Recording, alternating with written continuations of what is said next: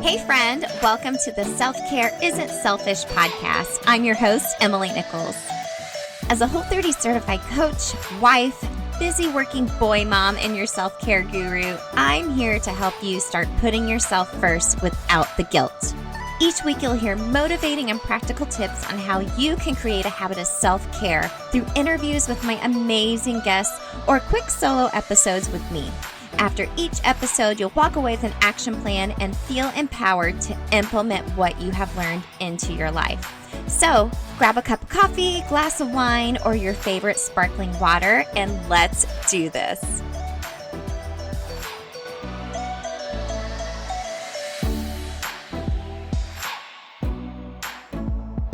You're listening to episode 44 of the Self Care Isn't Selfish podcast. This is just another quickie episode where I am letting you tune into a self-care coaching call that I had with one of my clients recently. And this is a very special week, a very special episode because, gang, we are going to be hitting 10,000 downloads of the show this week. Oh, I can't believe it. Y'all, I remember when I reached 1,000, even 100, I was like, oh, yay, people are listening. It's more than just like my mom and like my besties and like my husband listening. I hope this show has brought you inspiration to just start taking some simple, small steps to finding your own version of self-care. It's so vital for your mental health. And I know the power of self-care because I have been tired, overwhelmed, overstressed, and just wanted to find time for myself and feel my best. And through my system, I found that for myself. And I'm so excited to be able to offer that to other people through the show, but also through my self-care coaching opportunity. So before we get into this episode, something really exciting. So I thought since we are hitting 10,000 downloads this week, we should do a giveaway. So here's how to enter. If you go into iTunes and type up a review of the show, take a screenshot of it and message me on Instagram at EmilyNichols22 showing me that you left your review.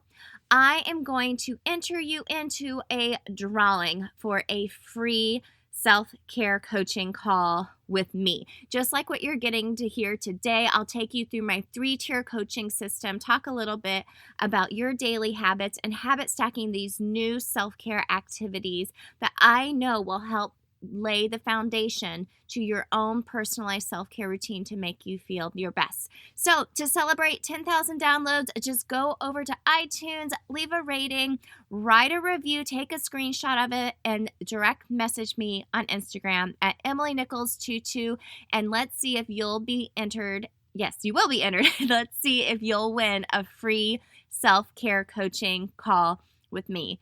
Again, thank you. I'm so grateful to you for listening. Let's get into today's show.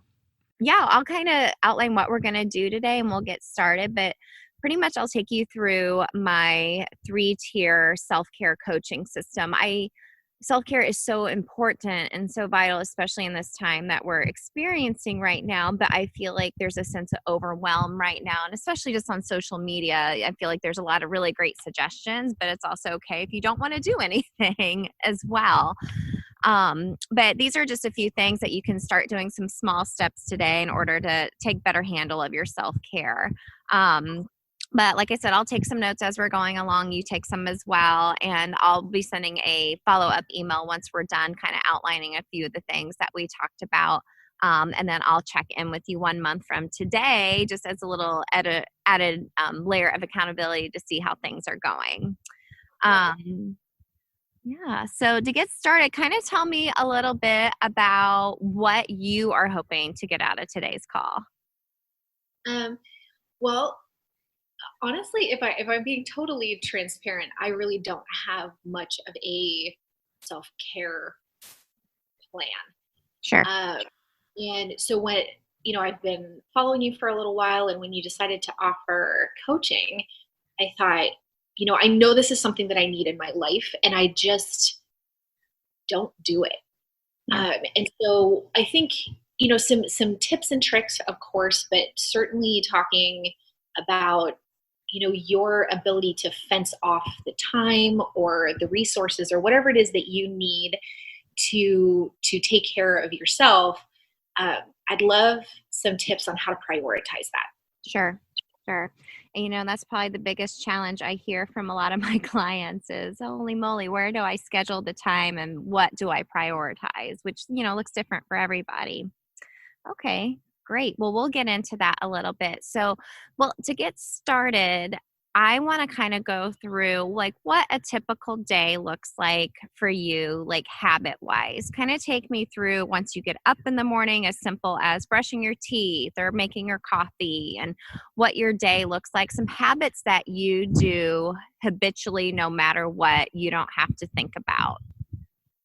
Um, okay, so really I wake up in the morning. I try to put some prayer time in first straight away. Um, and then I typically kind of move into get ready and get out the door mode. So I am putting together breakfast and lunch. I am making sure that I have everything I need. I have a big dog, so I have about 30 minutes in the morning where we get out for a walk. And so I have it's about a 90-minute process, really. The get up, get ready, get the dog taken care of, and get out the door. But there's, most of the, sit and drink a cup of coffee or a cup of tea. That happens for me once I get to the office. Mm-hmm. I make it at home, put it in a thermos, and take it with me. Mm-hmm. Great. What does like midday look like for you? Do you take a break for lunch, or what does that look like for you? Typically, I end up needing to work through lunch. Yeah. So I do often at least get up and have interact with other people. A couple of times a week, I'll intentionally not pack my lunch so that I can take the 15 or 20 minutes it takes to walk over to one of the nearby cafes and just grab something to eat. So it gives me a break and gives me a chance to get up from my desk. Got it. That's great. You schedule that. What about when you get home from work? What does that typically look like for you every evening? I think for me, this is a place where I know that I could be doing things differently. Typically what that looks like right now is get home from work, again, take the dog out for his jaunt, come back and either I try to do quite a bit of meal prep on the weekend. So I'm either heating something up that I've prepared on the weekend, or maybe make something for dinner. And then from there, it's like a combination of all the things you got to get done in your life and watching Netflix, Yes. So I'm opening all the mail and have something on in the background, or I'm, running through bills for the month, or, making sure that I've sort of checked the boxes on all of those things you just got to get done. Sure. Oh yeah, I get that. That can add up quick. All the little nitty gritty things, just organizing, managing your life. And I try to keep up with it, but on those occasions where I let it go for a little while, then it makes it that much more daunting to get to it, right? Because it's Yeah. Yeah. I get that. But it feels so good when it's done. It really does, yes. What kind of dog do you have? He's a lab mix. Oh, nice. I have a yellow lab at home. Oh, So that's amazing.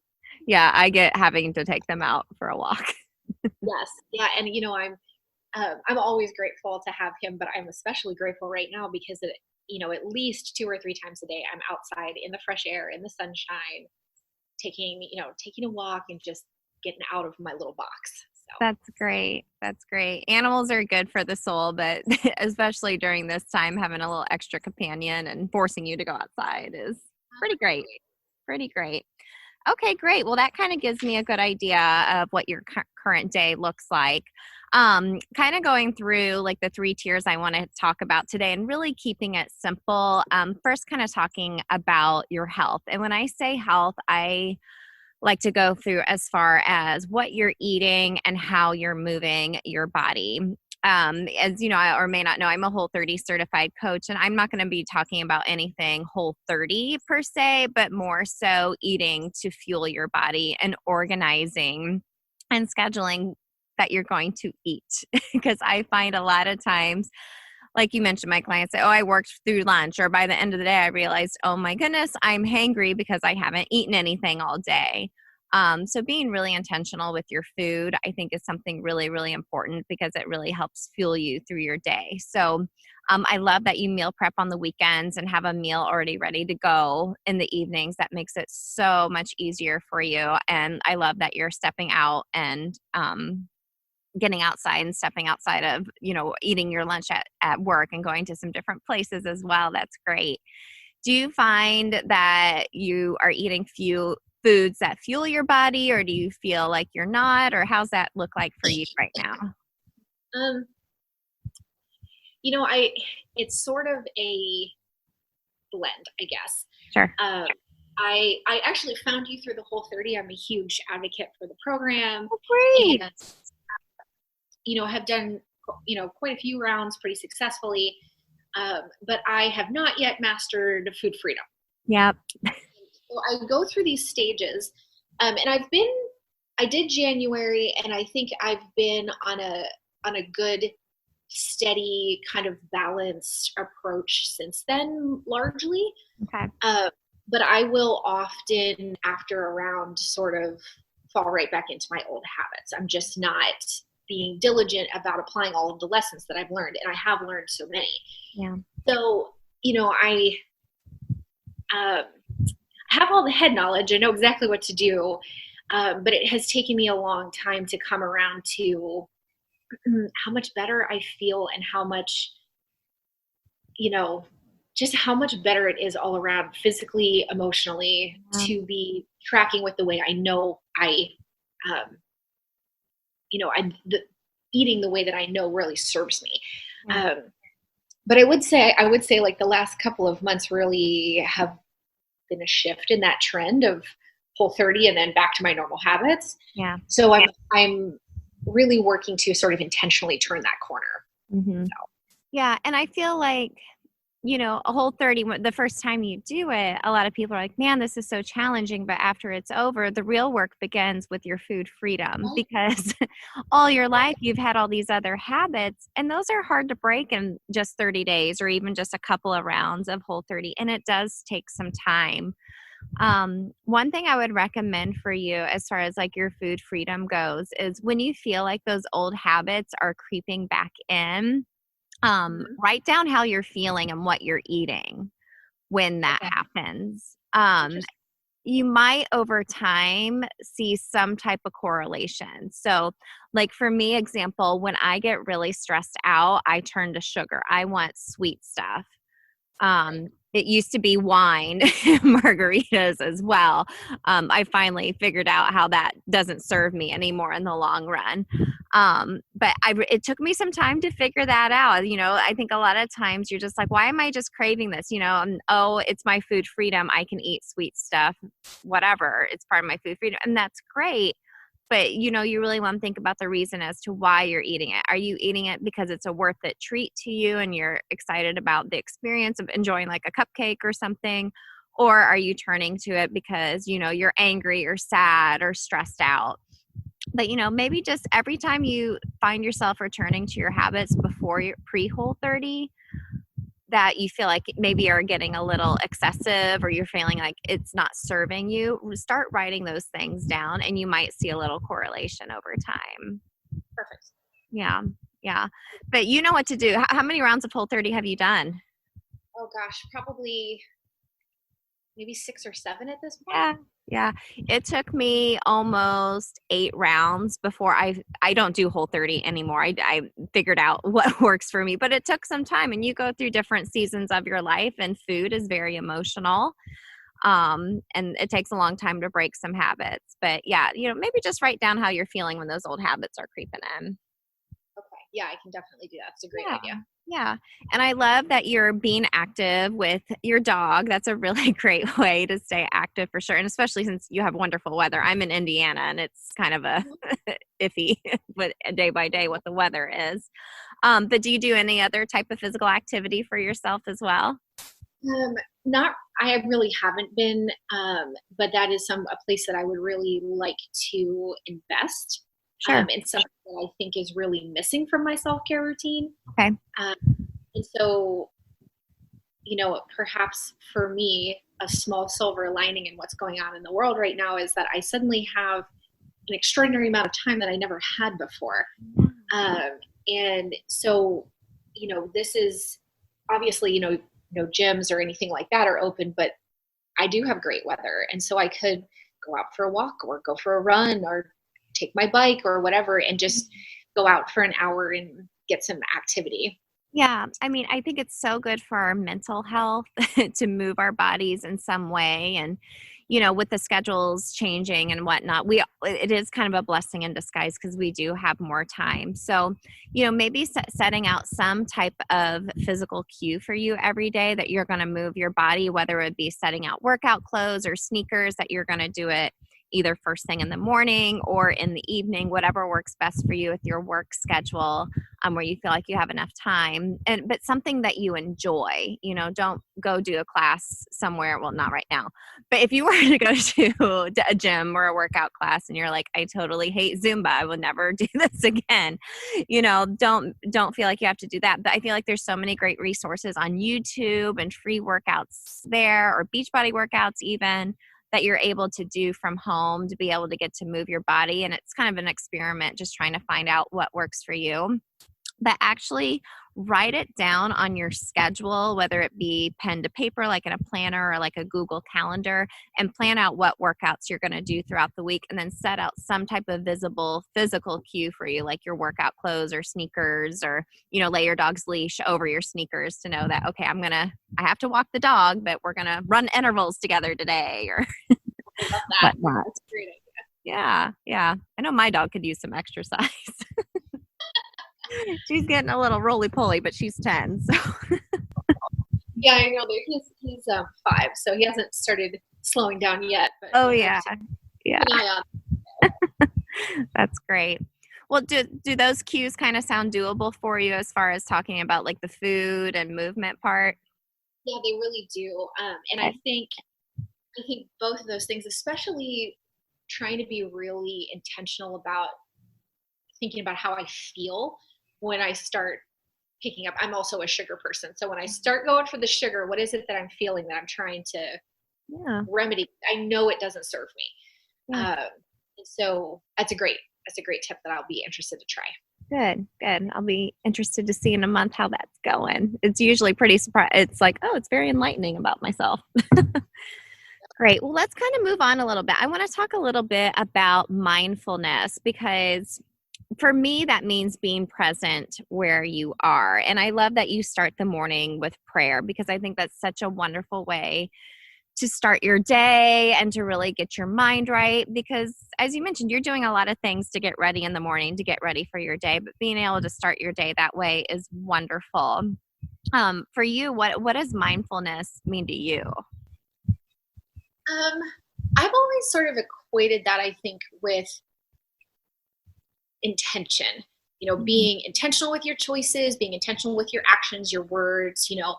Um, and just really being careful about how how you're moving through the world, both for yourself and the people around you. Yeah. Yeah, that's great.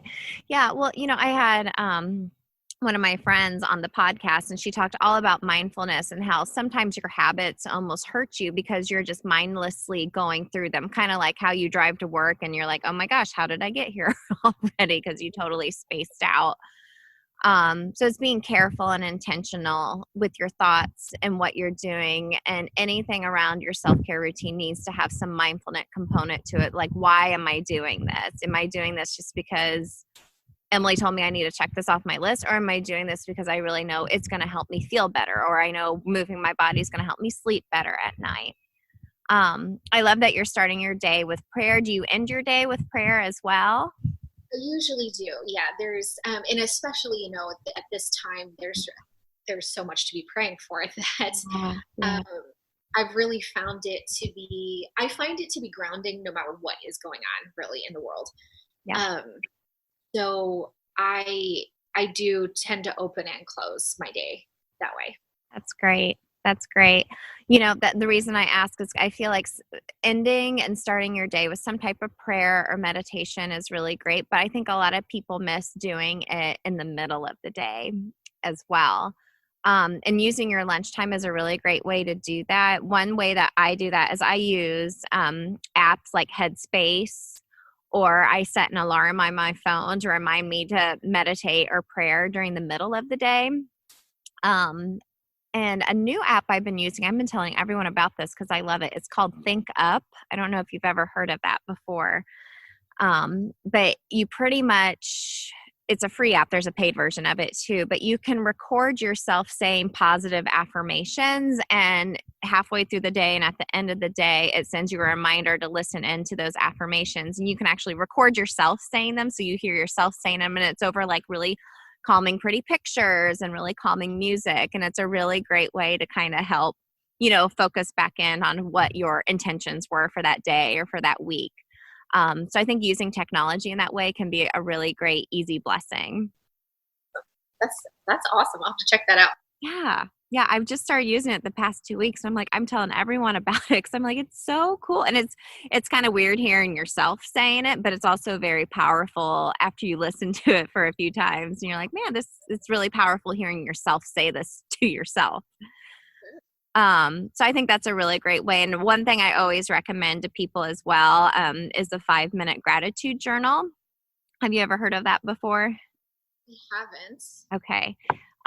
It's a game changer. I've been using it for 2 years, and it's ingrained in my self-care routine now. So it's a journal that you use in the morning and in the evening. And it takes less than 5 minutes. And in the morning, it asks you what 3 things are you grateful for and what would make today great. And it usually has some type of inspirational quote there too. And you write those things down. And then at the end of the day, it asks you what 3 things are you grateful for that happened today and what could have made today maybe even better, just to kind of reflect on your day. And it's great. It's not dated, which is great. So you can start it at any time. And it's just a really great way to start and end your day with gratitude as well. And taking pen to paper, which I think is really, really powerful as well. Awesome. I love it. Yeah. It's on Amazon, like everything is. Um, yeah, it's a great way to start. Okay. And then the last area I really want to talk about is community or connection, which I think as women sometimes we struggle with because it's awkward making friends sometimes and having that connection. And we all get caught up in our jobs and our families, and but we really do require and crave connection with other like-minded people. So how do you feel in this area of your life? Do you feel like it's something that's strong or something you want to improve on? It's that's an interesting question because for me the answer is kind of both. I would say that I have wonderful, wonderful, wonderful friendships. I'm so blessed in that way. Uh, but the reality of my life is that almost all of them are virtual now. People have moved away, or I moved, and there's in the churn, right? So those friendships, my closest friendships, are virtual. Mm-hmm. So I have a great community, but I don't have access to them physically. Got it. And so I think where my connection is really lacking is with people, actual human people, where I physically exist. Got it. And I find that I'm sort of at this strange demographic where it is a little tricky to make friends. I just recently turned 40 and I'm single and I don't have any children. And so I'm not running across a lot of other women in my sort of age group who are it, sort of in the same stage of life as I am. Yeah. And I've found not that it makes it hard to make friends, but it's the priority and the necessities of the day are really different when you have a family to tend to, or if you have you just have those other people that are filling your life. Yeah. So I think for me, while I have this great virtual community, what I really would love to work on is building some community, in person. Sure, sure. And it's so interesting with the time we're living in now. A lot of people are having to turn to virtual friendships and connecting with their friends that way. And you're like, I already know how to do that. That's great. Yeah, at least that part I've got down. The Yeah. rest of them, I don't think I have any idea what I'm doing, just like everybody else does. But at Sure. least in that, I know how to be a good virtual friend. Yeah, yeah. And I think that is challenging. I think, when we are able to go out and socialize again, once we're through this quarantine and pandemic that's happening, finding people with like-minded interests is where you can start, either like through a church or even volunteering somewhere, or through your dog, even, at the dog park, or meeting new people that way. But I feel like a lot of people, they feel really awkward about it. And I feel like it takes some practice over time. So I think complimenting strangers, talking to strangers, whether, your like intention is, oh, I'd love to learn more about them or be their friend, or at the same time, just make another person feel good, I think is a sense of connection. Sometimes people lose because our noses are so stuck on our phones. We're not, interacting with people every day. So, reach out to places like that, or even like Meetup is a really great website where you can find people with similar interests, or networking groups, especially like maybe female focus. If you're looking for more female friends, that's a really great way. But having some intention behind it, and really thinking about, I want to learn about other people and find like-minded interests. But I think it does take some time and some intention behind it as well. And also, just feel like, am I being a good friend to the friend circle that you have? Are you checking in on them, or just sending someone a quick text to be like, hey, I was just thinking about you today. How are you doing? I feel like that can have a ripple effect. And sometimes we get so busy in our own life. I know there's plenty of times where I'm like, man, I haven't talked to so-and-so in like a couple months. And it feels really good just to send them a text and check in on them. Yeah. I think those are great. Yeah. Yeah. For sure. Yeah. It just takes some time. It's awkward. No one wants to feel like, hey, will you be my friend? As grown women, which I totally get. I joined a running group about 2 years ago, just because that was an area in my life where I was like, I feel like I want to challenge myself, but I don't really like running that much.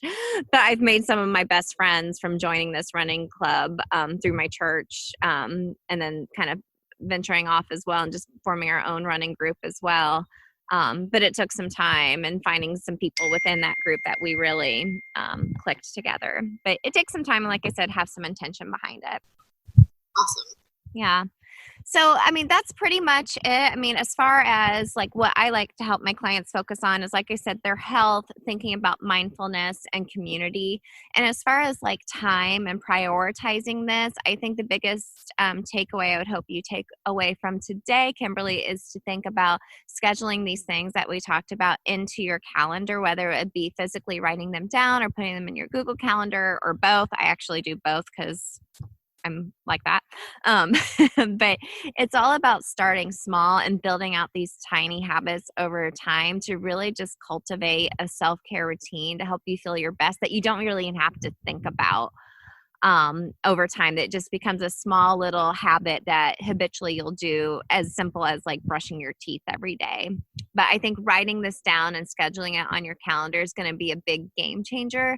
And especially since we're all at home now, actually trying to keep some type of schedule and normalcy is going to be really important to help us feel productive and also feel our best. Absolutely. Great points. Good. So does all this sound pretty doable to you? It does. It really does. And I think, again, silver lining to such a crazy situation could really, for me, be have a little breathing space, and to really start thinking about how I want to intentionally structure these days, Yeah. so that when we switch back to normal, that I can keep some of those good habits that I take the time to develop now. Yeah. Yeah. Take the time to develop them now. So when we go back to business as usual, you already have these habits going, and you may have to tweak them depending on your schedule. But yeah, like you mentioned, it's just being very intentional with what you're doing, and knowing that motivation will come and go, and being okay with that, and giving yourself grace over time as well. Thank you so much for tuning in and listening to this behind the scenes look at one of my self care coaching calls. Don't forget to leave a rating, write it out here in iTunes, take a screenshot of it, and direct message me on Instagram at EmilyNichols22 so I can enter you into the 10,000 giveaway self care coaching call. That's what I'm calling it, okay?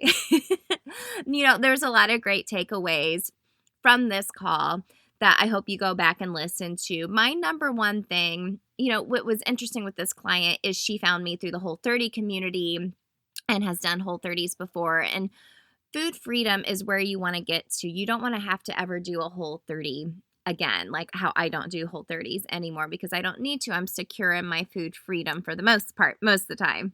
Seasons come and go, and who knows, I might need a Whole30 again someday.